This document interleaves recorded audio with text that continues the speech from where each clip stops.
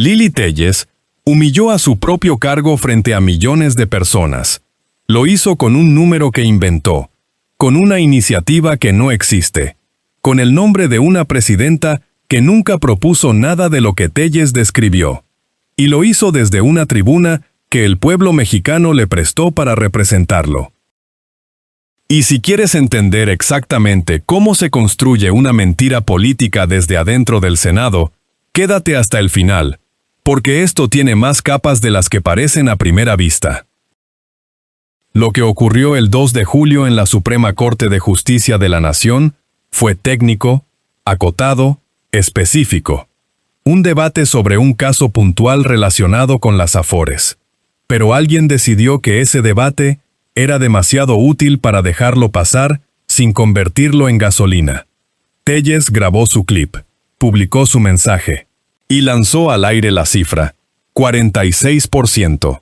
Casi la mitad de todo lo que dejarás a tus hijos, confiscada. Eso dijo, con esa convicción, con ese lenguaje de urgencia.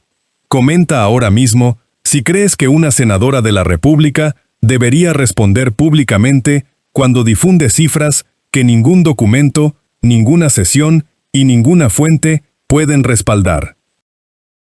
Suscríbete a este espacio si quieres seguir viendo cómo se desmonta este tipo de operación mediática semana tras semana, porque lo que viene es igual de contundente. Hay que entender qué pasó realmente en esa sesión para medir la magnitud de la distorsión. La ministra Lenia Batres participó en un debate técnico sobre una contradicción de tesis muy específica.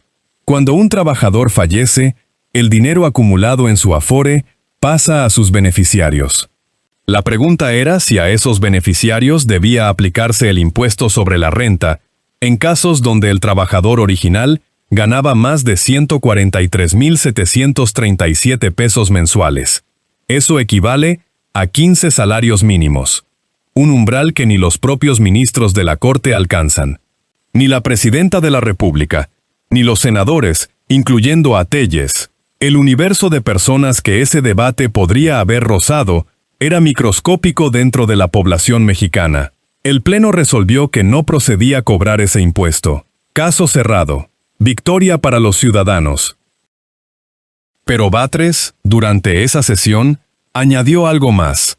Una opinión personal, expresada en voz alta, sin proyecto de ley, sin iniciativa, sin propuesta formal.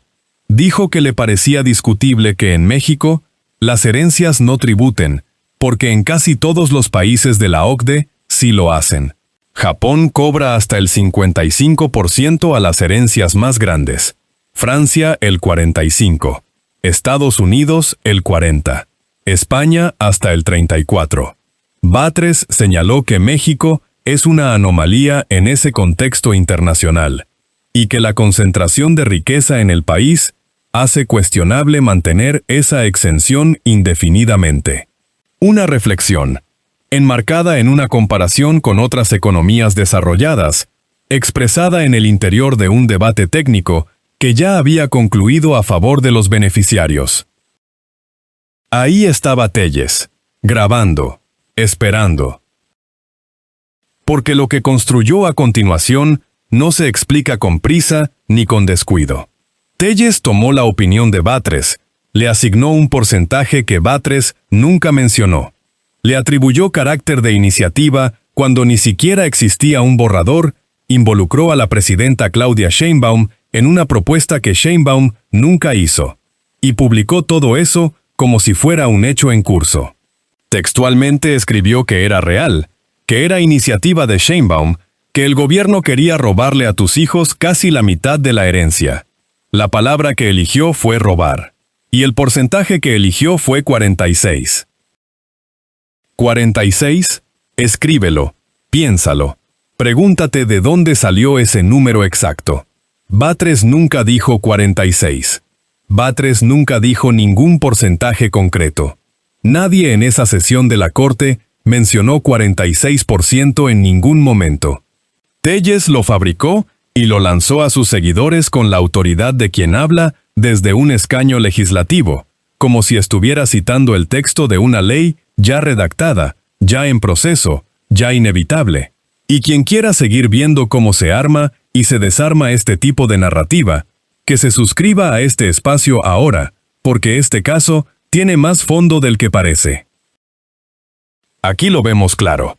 Esta mujer no estaba desinformada. Estaba construyendo algo con precisión. Hay algo que Telles sabe perfectamente aunque no lo diga. Sabe que para que exista un nuevo impuesto en México, cualquier impuesto sobre cualquier concepto, tiene que haber una iniciativa presentada formalmente ante el Congreso de la Unión. Tiene que discutirse en comisiones. Tiene que votarse. Tiene que publicarse en el Diario Oficial de la Federación. Y sabe además que ella misma, como senadora de la República en funciones, formaría parte obligatoria de ese proceso. Tendría que votar. Su nombre quedaría en el registro histórico de la votación. Todo eso lo sabe Telles porque lleva años dentro del sistema legislativo. Conoce los pasos, conoce los tiempos, conoce los requisitos, y aún así salió a decirle a sus seguidores que ya estaba ocurriendo, que ya era iniciativa, que ya te iban a quitar casi la mitad de lo que planeabas dejar a tus hijos. Comenta aquí abajo, ¿qué crees que busca Telles cuando lanza este tipo de información? ¿Descuido genuino o algo calculado desde el principio? Pero el número falso y la iniciativa inexistente no fueron los únicos componentes del mensaje. Telles añadió un tercer elemento que merece analizarse por separado porque es el más sofisticado de los tres. Añadió la advertencia. Dijo que había que alzar la voz ahora, que había que expresarse en redes sociales antes de que el gobierno la censurara.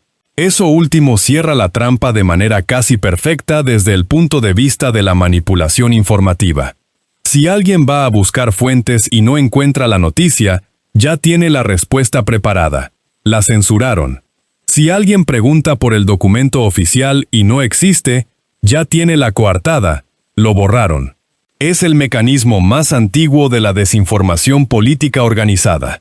Inventa una amenaza, genera urgencia artificial, bloquea la posibilidad de verificación desde adentro del propio mensaje y dirige toda esa energía hacia donde tú necesitas que vaya.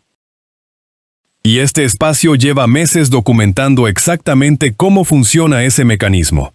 Quien quiera seguir de cerca estos casos, que se suscriba ahora, porque este tipo de operación mediática se repite con variaciones mínimas, y aquí las vamos a seguir desarmando con los documentos sobre la mesa. Lo que dijo Telles sobre la censura tampoco era original. Fue el mismo argumento que circuló durante años contra Andrés Manuel López Obrador, que iba a censurar las redes sociales, que había que hablar antes de que fuera tarde, que la ventana se estaba cerrando. Nunca ocurrió. Ahora el mismo guión, con el mismo lenguaje de urgencia fabricada, apunta a Sheinbaum. La plantilla no cambió. Solo cambiaron los nombres en los espacios en blanco. Observa el patrón completo, mis amigos. Telles construyó su mensaje sobre tres pilares que comparten una característica. Ninguno existe. Un porcentaje inventado. Una iniciativa que no hay. Una amenaza de censura que no se ha producido. Tres afirmaciones centrales. Ninguna verificable porque ninguna tiene sustento en ningún documento, en ninguna sesión, en ningún expediente. Y las tres lanzadas con la autoridad de una tribuna legislativa y la amplificación de cientos de miles de seguidores en redes sociales.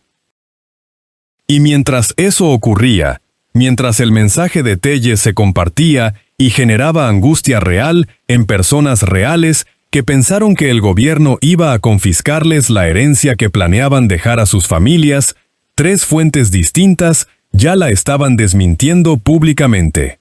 La presidenta Sheinbaum rechazó cualquier propuesta en ese sentido de manera directa.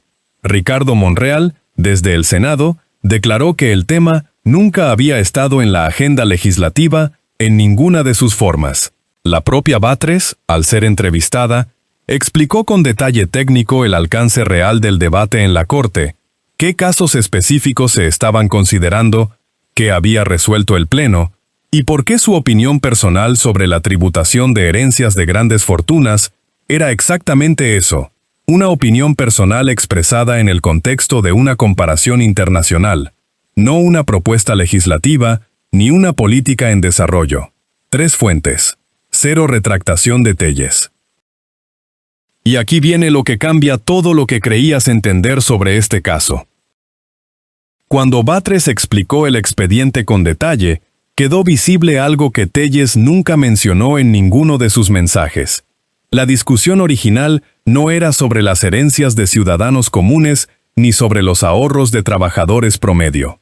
Era sobre los beneficiarios de trabajadores que ganaban más de 143,737 pesos al mes. Esa cifra, esa específica, para que tenga contexto real, es más de lo que gana mensualmente un ministro de la Suprema Corte de Justicia. Es más de lo que gana la Presidenta de la República. Es más de lo que gana la propia Telles como senadora. El porcentaje de trabajadores mexicanos que alcanza ese nivel de ingreso mensual es una fracción muy pequeña del total de la fuerza laboral del país. El universo de personas que el debate de Batres podría haber afectado, incluso en el escenario más extremo que nunca llegó a materializarse, era minúsculo. Y aún así Telles lo presentó como un ataque directo a los ahorros de tu vida entera y a la herencia que pensabas dejar a tus hijos. Comenta si crees que Telles revisó el expediente antes de grabar su video o si directamente construyó el relato sin leer nada de lo que estaba citando. Hay un detalle más que Telles omitió con cuidado. El Pleno de la Corte resolvió en contra de cobrar ese impuesto. La discusión que Telles usó como combustible para encender la indignación de sus seguidores terminó con una decisión que favorece a los ciudadanos. La Corte falló a favor de los beneficiarios. El resultado concreto, el desenlace real del debate que Telles convirtió en su arma, fue una victoria para las personas. Ese detalle nunca apareció en ninguno de sus clips. Nunca lo mencionó. Nunca formó parte del relato. Y cuando Batres respondió, fue directa. Dijo que la tergiversación había sido masiva y que le atribuyeron posiciones que nunca tomó. Señaló que la Corte no tiene facultades constitucionales para crear impuestos, que eso corresponde en exclusiva al Poder Legislativo, y que su comentario sobre la tributación de herencias de grandes fortunas era una reflexión enmarcada en la comparación con países de la OCDE, donde esa tributación existe, genera recursos significativos para el gasto público y lleva décadas funcionando sin que nadie la describa como un robo. Luego añadió algo que quedó resonando. En tiempos de canallas hay mucha mala intención. Las consecuencias de lo que hizo Telles operan en varios niveles al mismo tiempo. El primero es el más inmediato y el más humano. Miles de personas escucharon que el gobierno iba a confiscarles casi la mitad de sus ahorros para dejar a sus hijos. Y lo creyeron. Esa angustia es real aunque el hecho sea completamente falso. Las personas que compartieron el mensaje lo hicieron porque les importan sus familias, no porque sean irresponsables. Telles explotó ese instinto de protección con un número inventado. El segundo nivel es institucional. Telles usó su posición como senadora de la República para darle credibilidad a una afirmación sin sustento.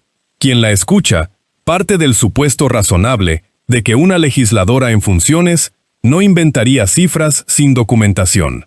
Esa confianza institucional que el cargo genera fue el vehículo del engaño.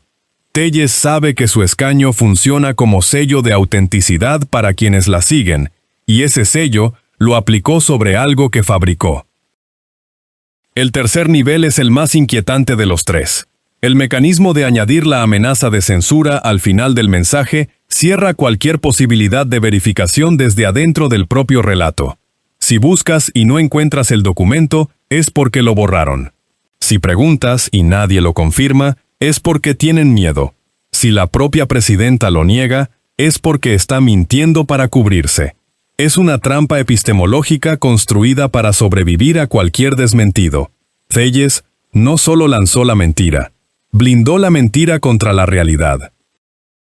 Y aquí está la pregunta que este caso deja sin responder con comodidad, amigas y amigos. Si Telles sabe cómo funciona el proceso legislativo, que sabe porque lleva años dentro de él. Si sabe que sin iniciativa presentada formalmente no hay ley posible. Si sabe que la Corte no crea impuestos porque la Constitución se lo prohíbe. Si sabe que nadie en ningún documento, en ninguna sesión, en ningún comunicado oficial mencionó el 46%. Si sabe todo eso, y lo sabe porque su trabajo consiste precisamente en saberlo, entonces, la única explicación que queda para lo que hizo no es el descuido ni la prisa. Es la elección deliberada.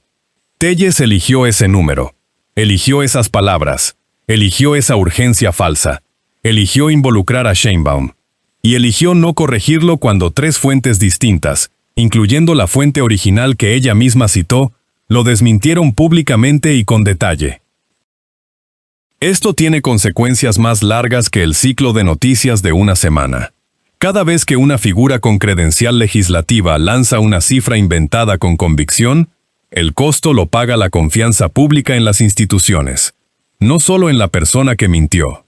Cuando alguien descubre que la información era falsa, el daño no queda solo en Telles. Queda en el concepto de que cualquier senador puede decir cualquier cosa desde cualquier tribuna sin que exista ningún mecanismo real de consecuencias. Queda en la sensación de que verificar no sirve para nada porque la mentira ya viajó 1000 veces más lejos que la corrección.